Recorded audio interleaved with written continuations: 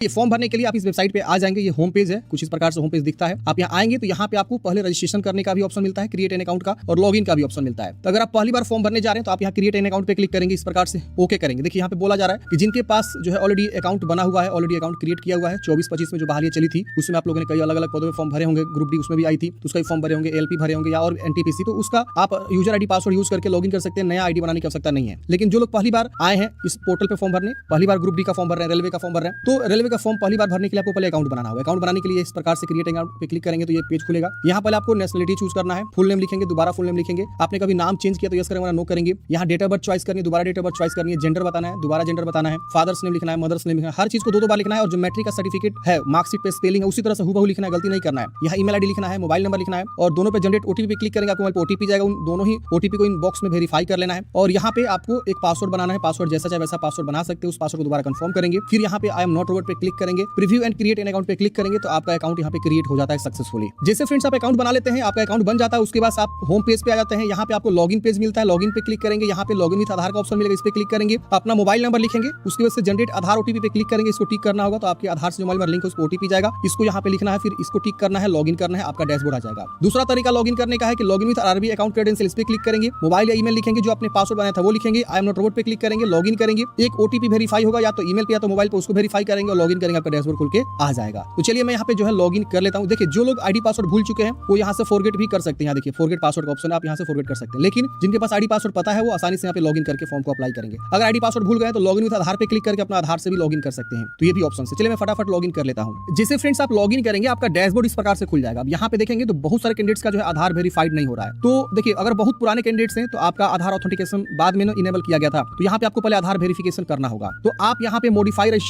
पे क्लिक करके आप अपना आधार कार्ड को ऐड करके उसको वेरीफाई कर लेंगे, आपका आधार वेरीफाई हो जाएगा। आपके आधार से मोबाइल नंबर लिंक होना चाहिए, उस पर ओटीपी जाएगा। अब इनका जो ऑलरेडी अकाउंट वेरीफाइड है, आधार वेरीफाइड है, तो इनका कोई इशू नहीं है। कभी कभी क्या होगा ना, जैसे आप लॉगिन करेंगे तो यहाँ पे सीधे आएगा कि आप अपना आधार कार्ड को वेरीफाई करें, सीधा आधार नंबर लिखने का ऑप्शन आएगा, उसके बाद से ओटीपी भेजने का ऑप्शन आएगा, तो आप वहाँ क्लिक करके ओटीपी को वेरीफाई करेंगे, आपका आधार वेरीफाई हो जाएगा। डायरेक्ट ऑप्शन आता है, कभी कभी नहीं आता तो मॉडिफाई पे क्लिक करके आप जा सकते हैं, या आप अपने अकाउंट यहाँ पे क्लिक करेंगे तो यहाँ पे भी आपको आधार वेरिफिकेशन का ऑप्शन देखने को मिल सकता है। मेरा ऑलरेडी वेरीफाइड है। अगर कभी कभी आपका इशू आ रहा है, एरर आ रहा है, आधार वेरीफाई नहीं हो रहा, तो उस केस में क्या करेंगे, आप वेट करेंगे, रात में ट्राई करेंगे या वेट करेंगे तो आपको यहाँ पे ऑप्शन देखने को मिल जाएगा। अब आपको फॉर्म भरना है तो देखिए यहाँ पे आपके पास दो ऑप्शन है, एक यहाँ ऑनलाइन एप्लीकेशन का ऑप्शन है और यहाँ पे भी आपको ऑनलाइन एप्लीकेशन का ऑप्शन है। दोनों में से कहीं पे भी आप क्लिक कर सकते हैं। तो मैं यहाँ पे क्लिक करता हूँ। आप देखिए यहाँ पे आपको वो फॉर्म देखने को मिल जाएगा। नहीं आ रहा है कोई बात नहीं, फिर से यहाँ जाएंगे, फिर यहाँ पे क्लिक करेंगे, यहाँ से आ गया। दोनों में से कहीं पे भी जा सकते हैं, कभी कभी इशू आ सकता है, तो हम नीचे वाले ऑप्शन आ गए। अब यहाँ देखिए लास्ट डेट भी आपको दिखाया गया। यहाँ पे आपको बताना है किस जो है आप आरआरबी से फॉर्म भरना चाहते हैं। ये सबसे इंपॉर्टेंट पॉइंट है आरआरबी। आप लोग बहुत ज्यादा कंफ्यूजन में रह रहे हैं हम किस आरआरबी से फॉर्म भरें। देखिए 2-3 फैक्टर है, आपको उस पर ध्यान देना है। पहला फैक्टर ये है कि आप एक चीज ये ध्यान दीजिए कि आपके कैटेगरी में कितना सीट है, सीट को भी आपको देखना है, सीट मैट्रिक्स को। इसके अलावा आप आरआरबी वैसा भी चूज कर सकते हैं जिसमें कट ऑफ कम जाता हो। दूसरा फैक्टर ये आप चेक करेंगे कट ऑफ जो है कम जाता हो, जहां से बच्चे कम फॉर्म भरते हो। जिससे बहुत अलग अलग जो है आरआरबी है जहाँ पे बच्चे बहुत ज्यादा कम फॉर्म भरते हैं, ठीक है ना, क्योंकि वहाँ दूर पड़ता है। वो लोग मान लीजिए बिहार यूपी के बच्चे ज्यादा फॉर्म भरते हैं, और मान लीजिए राजस्थान से आप फॉर्म भरना चाहते हैं, राजस्थान का कट ऑफ जो है बहुत कम जाता है। तो उधर के आरआरबी को अगर चूज करके फॉर्म भरेंगे तो वहाँ कट ऑफ कभी कभी कम जाता है। तो ऐसे भी आप देख सकते हैं। तीसरा फैक्टर आप देख सकते हैं पोस्ट वाइज। जी हाँ, पोस्ट वाइज, जैसे कि मान लीजिए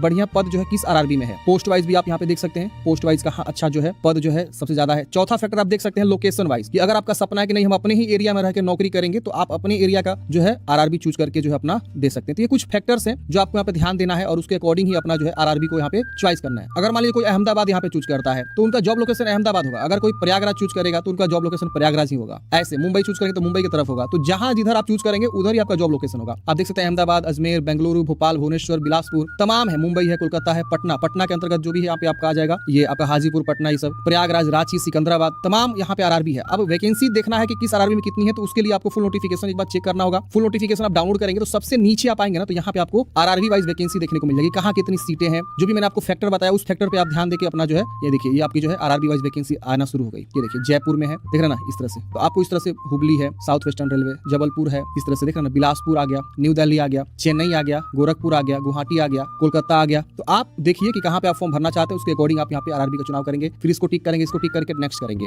जैसे फ्रेंड्स आप जोन चूज करके आगे बढ़ेंगे, यहाँ पे आपको इस प्रकार से शो हो जाएगा। आपका यहाँ पे बहुत सारा जानकारी ऑलरेडी जो है डाटा फैच करके उठाया भी रहेगा यहाँ पे, जिसमें आपका फादर्स नेम, मदर्स नेम, ये सब ऑटोमेटिक आपका आ जाएगा। आप यहाँ पे जो है अपना बताएंगे कि आप मैरिड है कि अनमैरिड है, ये आपको यहाँ पे बताना होगा। उसके बाद आपको रिलीजन बताना, हिंदू मुस्लिम क्या है। फिर यहाँ पे मातृभाषा क्या है, आपको बताना है। Choice of language of examination, किस भाषा में आप एग्जाम देना चाहते हैं, ये आपको बताना है। और उसके बाद से permanent visible identification marks, body में पहचान बताना है। मार्क 1 और मार्क 2, 2 मार्क आपको बताना है। इसके बाद यहाँ पे आपको बताना है कम्युनिटी। अगर आप जनरल से हैं तो जनरल चूज करेंगे, करेंगे UR आ जाएगा जनरल वाले। SC/ST से है तो SC/ST के लिए यहाँ पे देखिए आपको इस तरह से आएगा। तो पहले आप SC/ST को समझा देते हैं, फिर मैं आपको बताऊंगा OBC के लिए, फिर EWS के लिए। तो SC/ST में बात करेंगे तो यहाँ पे आपको अपना कास्ट का नाम लिखना है, यहाँ आपको कास्ट का कैटेगरी सर्टिफिकेट आपको बताना है। फिर यहाँ पे आपको इश्यूइंग अथॉरिटी में आएगा बहुत सारा ऑप्शन, जिसमें आप देखेंगे तो इतने सारे ऑप्शन है। तो आपको कोई एक चुनाव करना कि आपने कहाँ से बनवाया हुआ है। अगर आप DM से बनवाए हैं तो यहाँ पे आपको डिस्ट्रिक्ट मजिस्ट्रेट आएगा, सिटी मजिस्ट्रेट है, बहुत सारा ऑप्शन है। तो बहुत सारे लोग क्या करते हैं ना, अपने तहसील से बनवाते हैं। रेवेन्यू ऑफिसर आजकल बनाता है बिहार में। अब अलग अलग जिला का अलग अलग हो सकता है, जैसे यूपी में आपका जो है तालुक मजिस्ट्रेट बना सकता है, या और भी है यहाँ पे ऑप्शन। तो अपने अकॉर्डिंग चुनाव करेंगे। जैसे हमने यहाँ पे रेवेन्यू ऑफिसर चूज किया और वहाँ पे हमने बनवाया हुआ है तो रेवेन्यू ऑफिसर हम चूज करेंगे। यहाँ पे किस राज्य से बनवाया हुआ है वो बताएंगे और कब बनवाया हुआ है, इशू डेट बताना है। और आपको ट्रेवल पास चाहिए तो यहाँ पे यस करेंगे, और यहाँ ट्रेवल पास के लिए अपना सर्टिफिकेट जो जाति प्रमाण पत्र है उसको यहाँ पे अपलोड करेंगे। PDF में 400 KB से कम होना चाहिए। तो SC/ST वाले केस में यहाँ पे आपके पास ये ऑप्शन है। अब देखिए बहुत सारे लोग बोलेंगे कि हमको सेंट्रल वाला चाहिए कि स्टेट वाला चाहिए। देखिए अगर आपने सेंट्रल लेवल बनवाया हुआ है तो आप सेंट्रल लेवल वाला यहाँ पे दे सकते हैं। अगर आपके पास स्टेट लेवल वाला है तो आप स्टेट लेवल वाला यहाँ पे देख के आगे फॉर्म को भर सकते हैं, क्योंकि आपके पास समय नहीं है। सेंट्रल लेवल बनवाने के कम से कम 15 से 20 दिन का समय लगता है। और जब आपका DV होगा ना, उस समय आपसे जरूर बोला जाएगा, 1 महीना 1.5 महीना समय दिया जाएगा कि आप जो है सेंट्रल लेवल फॉर्मेट में आप जो है इस स्टेट वाला जो आपके पास सर्टिफिकेट है उसी के आधार पे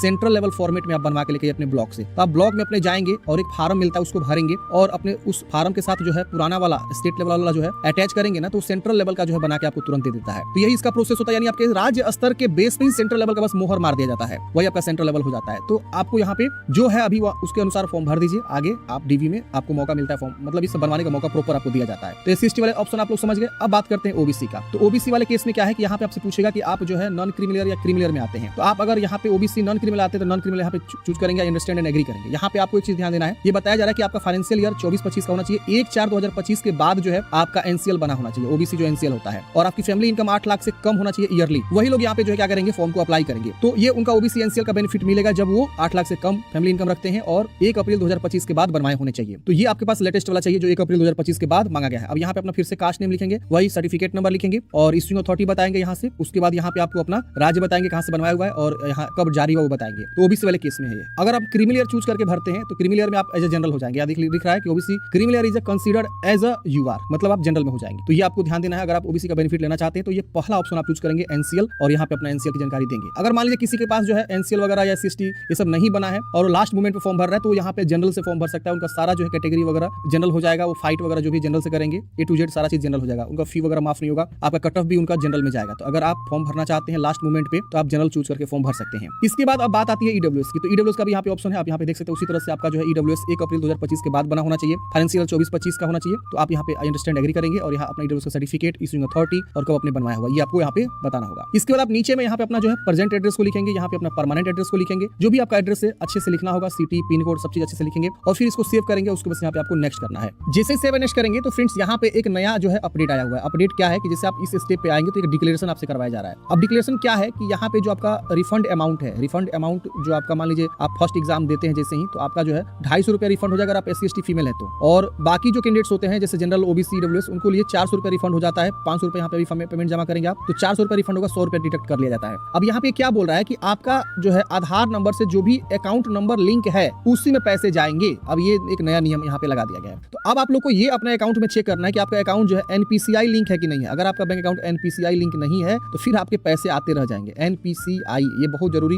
इंपोर्टेंट है, आप इसको ध्यान रखिएगा। आपका अकाउंट जो है NPCI लिंक नहीं, मतलब आपके आधार से आपका बैंक लिंक नहीं है ना, तो आपका जो है पैसे नहीं आ पाएंगे। ठीक है, तो ये एक नया जो है नियम जो है रेलवे ने लगा दिया है, आप लोग को ये जरूर ध्यान देना है। तो चलिए हम यहाँ पे जो है क्लिक कर दिए हैं। अब यहाँ पे फिर से बोल रहा है कि आपका प्रीवियस डाटा फैच हो रहा है, हम इसको कट करेंगे। अब यहाँ पे आपको कुछ जानकारी यहाँ पे ऑलरेडी फैच होगा जो आपके प्रीवियस से उठाया हुआ है। तो अगर आप चाहते हैं इसमें कुछ बदलाव करना तो बदल सकते हैं। देखिए पूछ रहा है कि आप एक सर्विस में यस करेंगे, नो करेंगे, विकलांग है तो यस नो में बताना है। आप जो है लिखने में डिफिकल्टी है, विकलांग है तो आप यस नो बताएंगे। EBC का बेनिफिट लेना चाहते हैं तो आप यहाँ यस करके बता सकते हैं। EBC का सिर्फ बेनिफिट होगा कि आपको ट्रेवल पास फ्री हो जाएगा, बाकी और कुछ नहीं। यहाँ पे आप रेलवे के इंप्लॉय है तो यस नो बताना है, करंटली कहीं इंप्लॉय है तो उसको बताना है। इसके बाद यहाँ पे आपको are you course completed act apprenticeship, आपने अप्रेंटिसशिप किया तो यहाँ पे यस करेंगे और उसके बारे में बताएंगे, वरना से छोड़ेंगे। नीचे में आपको यहाँ पे जो है अब आधार फ्री रिफंड के लिए यहाँ पे 12 डिजिट का आधार नंबर देना होगा। तो आप यहाँ पे अपना 12 डिजिट आधार नंबर लिखेंगे। अब जिस आधार से आपका अकाउंट लिंक होगा उसी अकाउंट में पैसे जाएंगे। तो ये श्योर हो जाना है कि आपका आधार जो है किस अकाउंट से लिंक है, सीडेड है, तभी जाके आपका ये पैसे रिफंड आएंगे। तो आधार संख्या लिखेंगे और नेक्स्ट करेंगे। जैसे फ्रेंड्स आप यहाँ पे आधार कार्ड यहाँ पे लिखेंगे ना अपना, तो ऑटोमेटिक ये बता देगा कि आपका NPCI लिंक है कि नहीं है, किस जो है बैंक से लिंक है वो भी यहाँ पे दिखा देगा। अब इसी अकाउंट में आपके पैसे आएंगे, लास्ट का जो यहाँ पे आपका आधार संख्या भी दिखा रहा है। तो आप यहाँ चेक कर लेना, अगर चाहते हैं चेंज करना तो चेंज कर सकते हैं, और ये चेंज नहीं करेगा मेरे हिसाब से ये सही है, जल्दी पैसे रिफंड आते हैं इस तरह से। अगर सरकार पैसे भेजती है तो इसको सेव करके नेक्स्ट कर देना है। अगले स्टेप में अब आपको एजुकेशनल क्वालिफिकेशन की जानकारी भरनी है। तो यहाँ पे आप देख सकते हैं आपका ऑलरेडी मैट्रिक की जानकारी शो होगा। अगर आप पहली बार फॉर्म भरने जा रहे हैं तो आपको यहाँ पे अकाउंट मतलब ऐड करना होगा एक नया जो है यहाँ पे कॉलम लेंगे, ऐड पे क्लिक करेंगे। यहाँ पे आप देखिए जैसे मान लीजिए मैट्रिक ऐड करना है तो मैट्रिक आप ऐड करेंगे, तो वहाँ पे अपना certificate number, roll number, state, district और कॉलेज या यूनिवर्सिटी का नाम या बोर्ड का नाम और पासिंग ईयर ये सब आपको बताना होगा। ऑलरेडी आपका ऐड है तो आप यहाँ पे सीधे क्या करेंगे, नेक्स्ट करेंगे। इसके अलावा और कोई जानकारी ऐड करना चाहते हैं, ITI करना चाहते हैं, आप ITI पे क्लिक करेंगे। यहाँ पे किस स्टेट से आपने क्वालिफाई किया है, स्टेट क्या है, डिस्ट्रिक्ट क्या है, नेम ऑफ इंस्टीट्यूट या पासिंग ईयर और issued by NCVT SCVT certificate type क्या है आपका, आपको बता देना है और नेक्स्ट करना है। अगर ITI किए हैं तो ऐड कर लीजिएगा क्योंकि उसमें आपको ज्यादा छूट मिल जाता है, सिलेक्शन होने का चांस भी ज्यादा रहता है, आपको काफी बेहतरीन पद भी मिल सकते हैं ITI वालों के लिए। लेकिन क्योंकि टेक्निकल ट्रेड हो गया ना, अगर सिर्फ मैट्रिक पास है तो भी आप फॉर्म भर सकते हैं, कोई इशू नहीं होने वाला है, आप हर एक पद पे एलिजिबल हो जाएंगे। ऐसा भी नहीं है कि आपको एलिजिबिलिटी के लिए ITI ही चाहिए, सिर्फ मैट्रिक पास भी फॉर्म भर रहे हैं कोई इशू नहीं हो रहा है, ठीक है ना। मैट्रिक पास में ये बहाली है, ITI वालों के लिए और बोनस में हो जाता है। चलिए यहाँ पे हम जानकारी ऐड करके नेक्स्ट करते हैं। 7 नेक्स्ट करते हैं फ्रेंड्स अगले स्टेप में। अब यहाँ पे आपको ना फोटोग्राफ अपलोड करनी है जो कि कलर पासपोर्ट साइज फोटोग्राफ यहाँ पे बोला गया है, लेकिन यहाँ पे लाइव खींचना है, ये ध्यान रखिएगा। लाइव में आपको यहाँ पे सैंपल भी दिया हुआ है, इस तरह से सैंपल आपको दिया गया है। अब जब यहाँ लाइव कर दिया गया तो आपको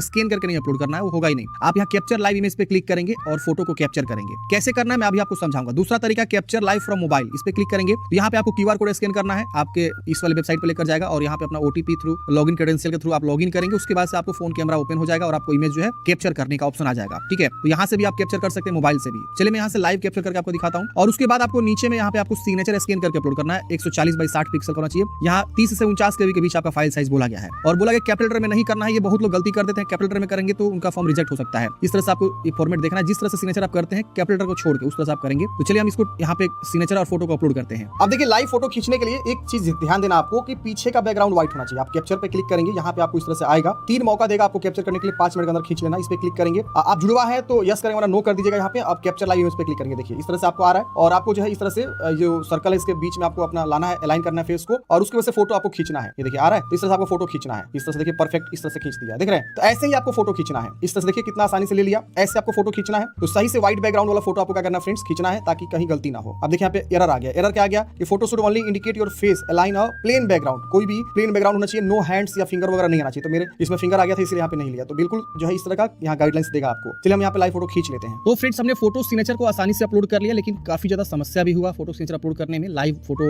यहाँ पे जो खींचा जा रहा है, अगर आप डेस्कटॉप से खींच रहे हैं वेब कैम से तो पॉसिबल नहीं है। आप मोबाइल वाला ट्राई करिए, तुरंत हो जाएगा। अपलोड होने के बाद भी वहाँ पे ऑप्शन नहीं आ रहे, ये भी ध्यान रखना है। अब मोबाइल से कैसे खींचना है, तो वहाँ पे जो QR कोड दिख रहा था ना, उसको आप स्कैन करके अपने मोबाइल से तो एक वेबसाइट पर लेकर जाएगा। उस वेबसाइट पे जाने के बाद से तुरंत आप लॉगिन करेंगे। आप यहाँ पे स्क्रीनशॉट देख सकते हैं, मैंने मोबाइल में कुछ स्क्रीनशॉट लगाया हुआ है। लॉगिन करने के बाद से आपका सीधे फोटो वाला ही ऑप्शन खुल के आएगा और फोटो पे वहाँ लाइव कैप्चर का ऑप्शन देखने को मिलेगा। आप उस पर क्लिक करेंगे और उसके बाद से आपका लाइव फोटो कैमरा ऑन हो जाएगा। आप वहाँ पे फोटो जो है अच्छे से अपना 3 बार आपको चांस देता है, आप अच्छे से कैप्चर करेंगे और जिससे कैप्चर कर देंगे और वहाँ एक सेव बटन मिलेगा नीचे में, तो आप सेव कर देंगे। सेव करते ही आप क्या करेंगे ना, इस पेज को रिलोड करेंगे। जैसे आप इस पेज को यहाँ से रिलोड करेंगे ना, मोबाइल से फोटो खींचने के बाद से सेव करने के बाद से रिलोड करते ही आपका फोटो यहाँ पे वो रिफ्लेक्ट हो जाएगा और आपका शो हो जाएगा। तो इस तरह से फोटो क्या करेंगे, खींच लेंगे। आप फोटो सिग्नेचर आगे बढ़ने के बाद से अब अगला स्टेप आता है पोस्ट प्रीफरेंस का। पोस्ट प्रीफरेंस अब यहाँ पे जैसे हमने ये वाला जोन चूज करके डाला हुआ है, तो यहाँ पे जितने भी उसके अंतर्गत वैकेंसी है, 11 प्रकार की अलग अलग वैकेंसी है। तो अब ये सारी वैकेंसी का यहाँ पे जो है लिस्ट शो होगा। अब आपको यहाँ से ये कंफर्म करना है कि आप किस जो है जोन के लिए किस जो है पोस्ट को पहले रखना चाहते हैं, किसको 2 नंबर पे, किसको 3 नंबर पे। अगर आपको जानना है किस पद का क्या कार्य होता है तो उसके ऊपर हमने एक अलग से वीडियो बनाया हुआ है, वो आप वीडियो देख लेंगे, जिससे आपको सारी जानकारी समझ में आ जाएगी कि किस कार्य के लिए, मतलब किस पद के लिए क्या कार्य है। इतने सारे पद होते हैं, अलग अलग सबका कार्य है, किसमें ज्यादा हार्ड वर्किंग है, किसमें कम हार्ड वर्किंग है, कौन सा बेस्ट पोस्ट होता है, उसके ऊपर हमने एक अलग से वीडियो बनाया, उसका लिंक मैंने डिस्क्रिप्शन बॉक्स में दे दिया है। आप अपने अकॉर्डिंग मान लीजिए सपोज आप यहाँ पे इसको पहले रखना चाहते हैं तो इसको आप इस पे क्लिक करेंगे, प्लस वाला आइकन जो दिख रहा है आपको, तो इस तरह से इधर आ जाएगा। इसके बाद से दूसरा नंबर किसको रखना है उसको आप क्लिक करेंगे, इधर आ जाएगा। तीसरा नंबर किसको रखना है, इधर आ जाएगा। तो इसको इस तरह से प्रीफरेंस आप दे सकते हैं, जिसको आप पहले रखेंगे वो पहले होगा, दूसरा नंबर पर दूसरा होगा, तीसरा होगा तीसरा होगा, ऐसे। तो आप यहाँ पे बारी बारी से क्या करेंगे, पोस्ट प्रेफरेंस दे देंगे, फिर इसको टिक करना है, इसको टिक करना है, प्लेस अपना लिखना है। प्लेस मतलब आप जहां से फॉर्म भर रहे हैं अपना गांव का नाम लिखेंगे, फिर इसको सेव करेंगे और प्रीव्यू एप्लीकेशन फॉर्म पे क्लिक करेंगे। प्रीव्यू करते हैं फ्रेंड्स, इस प्रकार से आपका सारा प्रीव्यू खुल के आ जाता है। आप एक बार अच्छे से जानकारी को चेक करेंगे कहीं कुछ गलती तो नहीं है। अगर गलती है तो उसको आप एडिट करेंगे, नीचे एडिट का बटन है, नहीं गलती है तो इसको टिक करना और यहाँ सबमिट वाले बटन पे क्लिक करना है।